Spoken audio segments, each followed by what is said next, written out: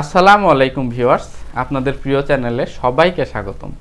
আজকের এই ভিডিওতে আমি আমাদের সেক্সুয়াল পারফরমেন্স বাড়াতে লাইফস্টাইল এবং ফুড হ্যাবিট কীভাবে হেল্প করে এই ব্যাপারটা নিয়ে ডিটেলস আলোচনা করার চেষ্টা করব। তো অনেক পুরুষের মধ্যে একটা মিসকনসেপশন আছে, লাইক অনেকেই মনে করে যে সেক্সুয়াল টাইম বাড়ানোর যে স্প্রে বা ওষুধ এইগুলো ব্যতীত হয়তো সেক্সের পারফরমেন্সটা আসলে ভালো করা সম্ভব না। কিন্তু এটা একটা পুরাটা মিথস অ্যান্ড মিসকনসেপশন, এটা একটা ভুল ধারণা।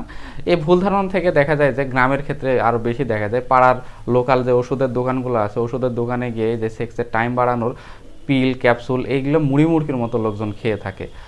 তো এছাড়া যারা আয়ুর্বেদিক চিকিৎসা পদ্ধতি নিয়ে সেক্সুয়াল টাইমিং বাড়ানোর চেষ্টা করতেছেন, তো তাদের ক্ষেত্রে এটা খুবই গুরুত্বপূর্ণ। সেটা হলো, আমরা অনেকেই হয়তো জানি না যে আয়ুর্বেদিক শাস্ত্র আসতে হলো বৈদিক শাস্ত্রের অথর্ববেদ থেকে। আর অথর্ববেদের যে একটা শাখা আয়ুর্বেদ, আয়ুর্বেদ শব্দটাকে ভাঙলে আমরা দুইটা অংশ পাচ্ছি, একটা আয়ু আর একটা বেদ। আয়ু মানে হলো জীবন, আর বেদ মানে হলো বিজ্ঞান। তো আয়ুর্বেদ ইজ অল অ্যাবাউট জীবনের বিজ্ঞান, মানে লাইফস্টাইল মডিফিকেশন। তো আয়ুর্বেদিক চিকিৎসা নিতে হলে আমাদের লাইফস্টাইলটা এবং আমাদের খাদ্যাভ্যাসটা খুব ভালোভাবে মেনটেন করতে হয়। আশা করি আজকের ভিডিওটা আপনাদের জন্য খুবই বেনিফিটেড হতে চলেছে। সেক্সুয়াল পারফরমেন্স মানে আসলে কি, আমাদের এক একজনের কাছে সেক্সুয়াল পারফরমেন্স মানে এক এক রকম একটা ফিলিংস, কিন্তু আমাদের অধিকাংশের কাছেই সেক্সুয়াল পারফরমেন্স মানে হলো দীর্ঘ সময় সেক্স করতে পারা। বাট সেক্সুয়াল পারফরমেন্স মানে অনেক কিছু কিন্তু আছে, লাইক ভালো লিবিডো থাকতে হবে, মানে সেক্সুয়াল ডিজায়ারটা ঠিক মতো থাকতে হবে। দেখা যায় যে যারা নতুন বিয়ে করছে তাদের ক্ষেত্রে প্রত্যেক দিন সেক্সুয়াল ডিজায়ার আসাটা কিন্তু আমরা একদম নর্মাল মনে করি।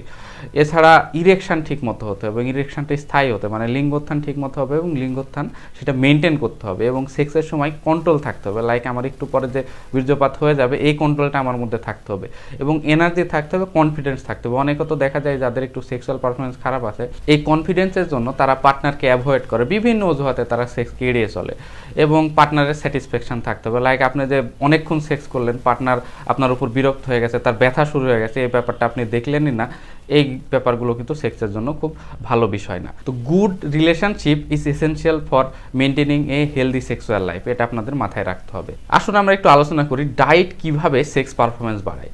তো ব্লাড ফ্লো যদি আমাদের পেনিসে বাড়ে, পেনিসে ব্লাড ফ্লো বাড়লে পেনিসের ইরেকশনটা ঠিক মতো হয়। মানে আপনারা ওই যে ছোটোবেলায় যে লাঠি বেলুন ফুলাইছেন, লাঠি বেলুনের ক্ষেত্রে ওই যে যখন বাতাস দিয়েছেন, বাতাস দিলে ওটা লাঠির মতো ফুলে যায় না, সেরকম আমাদের পেনিস মানে লিঙ্গ যখন নিস্তেজ অবস্থায় থাকে, নিস্তেজ অবস্থায় যখন লিঙ্গের মধ্যে রক্ত প্রবাহ হয় তখন সেটা ওই যে লাঠি বেলুনের মতো এরকম খাড়া হয়ে যায়। তো এখন যে খাবারগুলো খেলে আমাদের পেনিসের ইরেকশনটা ঠিক মতো হয় বা ব্লাড ফ্লোটা ঠিক মতো হয়, এটা আমাদের জানার খুবই জরুরি। লাইক কেউ যদি ডালিম মানে আনার যেটা আছে সেটা যদি নিয়মিত খায়, বিট, তারপরে রসুন, রান্না করার ক্ষেত্রে এক্সট্রা ভার্জিন অলিভ অয়েল বা এক্সট্রা ভার্জিন কোকোনাট অয়েল বা সর্বোপরি যদি সরিষার তেলও খায় তাও ভালো, অ্যাটলিস্ট সোয়াবিন বা পাম অয়েলের থেকে এগুলো অনেক ভালো।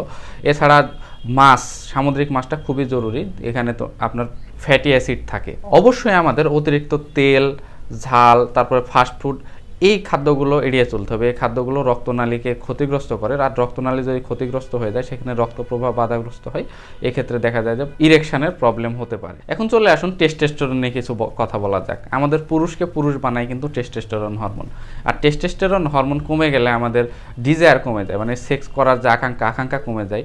আমাদের ইরেকশনও ঠিক মতো হয় না, মানে লিঙ্গ ঠিক মতো দাঁড়ায় না, নিস্তেজ অবস্থায় থাকে এবং ইজাকুলেশনও তাড়াতাড়ি হয়ে যায়, মানে দ্রুত বীর্যপাত হয়। তো কিছু খাবার খেলে টেস্টোস্টেরন বাড়ে, লাইক কেউ যদি ডিম খায় এবং ডিমের ওই সাদা অংশটার যে অ্যালবুমিন থাকে, অ্যালবুমিনও কিন্তু টেস্টোস্টেরন বাড়াতে যতটা হেল্প করে তার চেয়ে কিন্তু কেউ যদি ডিমের কুসুম খায় সেটা আরও বেশি ইফেক্টিভ, কারণ কুসুমে ফ্যাট থাকে এবং ফ্যাট থেকেই কিন্তু টেস্টোস্টেরনটা তৈরি হয়। এছাড়া বাদামের ক্ষেত্রে চীনাবাদাম, কাঠবাদাম, যে কোনো বাদামেই কিন্তু ফ্যাট আছে, আর এই ফ্যাটগুলো থেকে কিন্তু টেস্টোস্টেরন সিনথেসিস হয়। কলা, খেজুর, কুমড়ার বীজ বা যে কোনো কিছু বীজ থেকেই কিন্তু এই যে আমরা ফ্যাটটা পাই, আর ফ্যাটটা কিন্তু টেস্টোস্টেরন সিনথেসিস করে, এটা একটু মাথায় রাখবেন। কুমড়ার বীজ বলেন, লাউয়ের বীজ বলেন, এছাড়াও ওই যে অনেকে তো তেঁতুলের বীচির গুঁড়াও খায় এই টেস্টোস্টেরন ঠিক মতো বাড়ানোর জন্য। ইট ডাজেন্ট ম্যাটার যেটাই খান না কেন, আপনারা যে কোনো বীজ জাতীয় খাবার বেশি খাবেন, বীজ জাতীয় খাবার বেশি খেলে টেস্টোস্টেরনের লেভেল বাড়ে। এবং অতিরিক্ত চিনি এবং সফট ড্রিঙ্ক আমাদের অ্যাভয়েড করতে হবে। অতিরিক্ত চিনি খেলে ইনসুলিনের লেভেল বেড়ে যায় এবং ইনসুলিনের লেভেল যখন বাড়ে তখন টেস্টোস্টেরন সিনথেসিসটা একটু হলেও হ্যাম্পার হতে পারে। সেক্স কিন্তু একটা ভিগোরাস ফিজিক্যাল লেবার, মানে সেক্স করার সময় কিন্তু শরীরে হিউজ এনার্জি লাগে এবং এই সময় কিন্তু হিউজ এনার্জি লস হয়। তো কারো যদি স্ট্যামিনা এবং এনার্জি ঠিক মতো না থাকে সে কিন্তু ঠিক মতো সেক্স করতে পারবে না। তার মানে হলো সেক্স করার জন্য আপনার ফিজিক্যাল অ্যাক্টিভিটি ঠিকমতো থাকতে হবে। এজন্য আপনার পরিমিত পরিমাণে কার্বোহাইড্রেট এবং প্রোটিন জাতীয় খাবারও খেতে হবে এবং খালি পেটে কোনো ধরনের জাঙ্ক ফুড খাবেন না, কারণ জাঙ্ক ফুড খেলে ইনসুলিনের লেভেল বেড়ে যায়, আর ইনসুলিনের লেভেল যত তাড়াতাড়ি বাড়বে আমাদের দেহের মধ্যে ফ্যাটিকনেস বা দুর্বলতা তত তাড়াতাড়ি চলে আসে। আর শরীর স্ট্যামিনা বাড়ানোর জন্য আমাদের লাইফ স্টাইলে কিছু পরিবর্তন নিয়ে আসতে হবে। আমাদের নিয়মিত হাঁটতে হবে, নিয়মিত ব্যায়াম করতে হবে। 30 মিনিট ধরে আমরা যদি একটু হাঁটাহাঁটি করি, অন্যান্য ব্যায়াম করি বা কার্ডিও এক্সারসাইজ যেটা আছে, কার্ডিও এক্সারসাইজটা কিন্তু সেক্সের ক্ষেত্রে খুবই ইফেক্টিভ। এবং এই ব্যায়ামগুলো যদি নিয়মিত করা হয়, আর পাশাপাশি যদি আপনার কিগেল এক্সারসাইজ আছে যেটাকে বলা হয় পেলভিক ফ্লোর মাসলের এক্সারসাইজ, এটা কিন্তু আমাদের ওই যে ইজাকুলেশন বা বীর্যপাত কন্ট্রোলের জন্য খুবই ভালো কাজ করে থাকে। আর নিয়মিত যদি আপনি এক্সারসাইজ করেন, এক্সারসাইজ করলে কিন্তু বডিতে ব্লাড ফ্লো ভালো থাকে, এবং বডিতে ব্লাড ফ্লো ভালো থাকা মানে আপনার পেনিসে ব্লাড ফ্লো বেশি হবে, আর পেনিসে ব্লাড ফ্লো বেশি হলে আপনার ইরেকশনটা ঠিক মতো হবে, এবং আপনার মেন্টালি যখন কনফিডেন্স চলে আসবে তখন কিন্তু আপনার ইজাকুলেশন বা বীর্যপাতের উপর আপনার একটা কন্ট্রোল চলে আসবে। তো মোদ্দা কথা, আপনার যদি কনফিডেন্স বাড়লে কিন্তু আপনার বডিতে সেক্সের আগে যে একটা রিল্যাক্স যে ফিলিংসটা আছে, রিল্যাক্স ফিলিংসটা আপনার অনেক ভালো কাজ করবে। আর রিল্যাক্স ফিলিং যত ভালো কাজ করবে, আপনার নার্ভাস সিস্টেমের উপর কন্ট্রোল তত থাকবে, আপনি দীর্ঘক্ষণ কিন্তু সেক্সটাকে কন্টিনিউ করতে পারবেন। এরপর চলে আসুন, টেস্টোস্টেরন বাড়ানোর জন্য কিন্তু পর্যাপ্ত ঘুমানো খুবই জরুরি। কেউ যদি 5 থেকে 6 ঘন্টা ঘুমায়, তার টেস্টোস্টেরন লেভেল কিন্তু 20 থেকে 30% এমনিতে কমে যায়। তো আমাদের 7 থেকে 8 ঘন্টা ঘুমানোর অভ্যাসটা খুবই জরুরি। তো আপনারা সকালে যদি ঘুম থেকে উঠে দেখেন যে আপনার লিঙ্গটা ইরেক্টেড অবস্থায় আছে, খাড়া অবস্থায় আছে, তাহলে মনে করবেন যে আপনার বডিতে টেস্টোস্টেরন লেভেলটা ঠিক আছে। তো রাতে যদি ভালো ঘুমায়, দেখেন যে সকালে আপনি ইরেক্টেড পেনিস দেখতে পান। আর রাতে যদি আপনি রাত জাগেন বা ঠিকমতো ঘুম না হয়, দেখবেন যে আপনি সকালে উঠে পেনিসটা ইরেক্টেড অবস্থায় নাই, মানে তা আপনার বডিতে টেস্টোস্টেরন লেভেলটা ঠিকমতো সিনথেসিস হয়নি। তো আপনারা রাতে তাড়াতাড়ি ঘুমানোর অভ্যাস করবেন এবং সকালে তাড়াতাড়ি ওঠার অভ্যাস করবেন এবং সকালে এক্সারসাইজ করবেন। আমাদের স্মোকিং এবং অ্যালকোহল হ্যাবিটটাকে অ্যাভয়েড করতে হবে। কেউ যদি স্মোকিং করে, কেউ যদি ধূমপান করে, ধূমপানে যে আপনি সিগারেটের ধোঁয়াটা যখন নিচ্ছেন, এই সিগারেটের ধোঁয়ায় কিন্তু অসংখ্য কেমিক্যাল থাকে। এই কেমিক্যালের মধ্যে নিকোটিন, টার, এই কেমিক্যালগুলো কি করে, আমাদের যে রক্তনালী আছে, রক্তনালীর প্রাচীরটাকে একটু ধ্বংস করে ফেলে।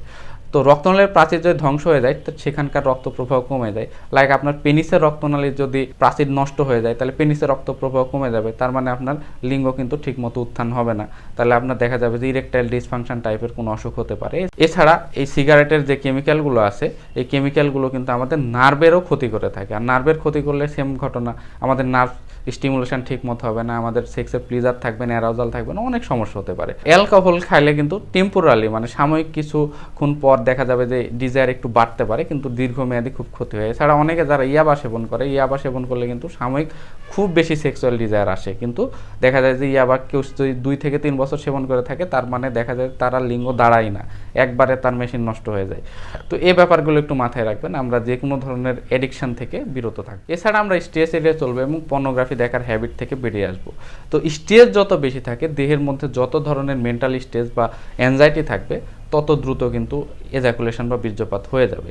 এবং স্ট্রেস বেশি থাকলে কিন্তু লিঙ্গোত্থানও ঠিক মতো হবে না, ইরেকশন ফেলারও হতে পারে।